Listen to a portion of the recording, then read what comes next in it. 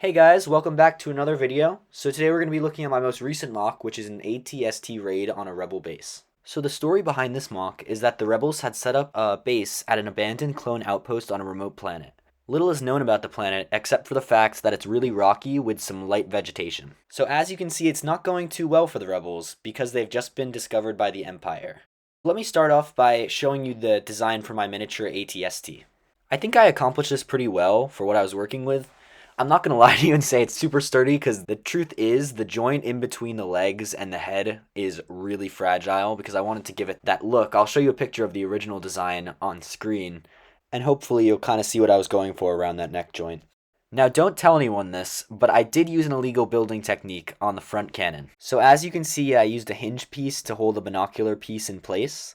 Even though it's not quote unquote legal, it looks good and that's all that really matters to me. So now let's move on to the landscaping around the build. It was really important for me to provide a very detailed and interesting landscape to look at because it does take up the majority of the MOC. So as I said earlier in the video, it is a pretty rocky region with some light vegetation to kind of give it that pop of color that it really needed. I decided to create 4 main rock clusters, which really help to force your eyes down towards the ATST because all the rocks are sloping downwards towards it. You may have noticed these small builds, and these are actually soldiers. So this is where your imagination can come into play, because they can either be Empire soldiers rushing into the base, or they could be Rebel soldiers rushing out to try to take down the ATST. It's really up to your imagination there, but I thought it'd be a cool inclusion. So now let's move on to the part that you're all waiting for, the giant hole in the wall. So this was a really fun place for me to play around with some new techniques and add some more color to the build, because it is a very gray build. So I started by building this wall in full, and then I took it apart and tried to find out the best way to include this hole in it.